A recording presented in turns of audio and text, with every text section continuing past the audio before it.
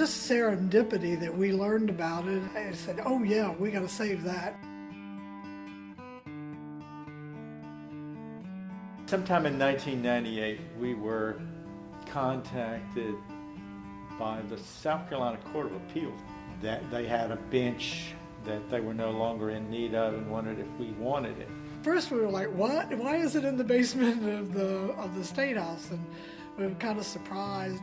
It had been finished by prisoners at the Department of Corrections, and they had stripped all the stain off of it, and it was yellow pine with polyurethane on it. It was actually pretty ugly. It needed a lot of work. It needed a lot of stabilizing work, but yet it had that heft and that history that you wanted to have. We moved it to the auditorium a couple times, but it really did not work well. For a period of time, we knew it was going to be in the lobby, and it wasn't exactly portable, so to speak, although we made it sort of semi-portable. It did serve a very important role from time to time, including being the bench when the Chief Justice of the United States held court in the auditorium. It required a several-day process of having folks come in, break down the bench, move it in pieces. I think it moved in 3 or 4 pieces into the auditorium, get it up on the stage. But every time it was taken apart, I kind of winced, like, oh, it's really hard to do, and it wasn't good for it. And I thought, if I was that old, I don't want to be taken apart and moved that much.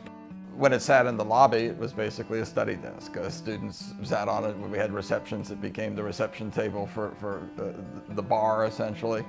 It really wasn't a particularly noble use for the bench at that point, but it kept it, it preserved it, and made it available for when we could really use it.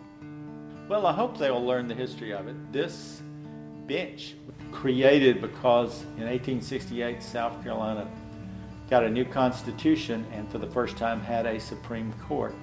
And this bench was authorized by the legislature and built in the 1870s for our first Supreme Court to sit at. When the South Carolina Supreme Court got a separate building, it had previously met in the basement of the State House, and that's where this bench was. The basement was a basement, and it flooded and had spiders and snakes and all kind of things in it. I know I disappeared when the snakeskin came because I don't do snakes, and I'm like, oh, that was disgusting. I think there are a couple of important messages that the bench sends. One of them is the sense of permanency. I think an important part of this building is that it is a permanent building. This building is designed to still be a law school 100 years from now. And part of that was to send the message that rule of law is a permanent part of our society, a critical part. It endures.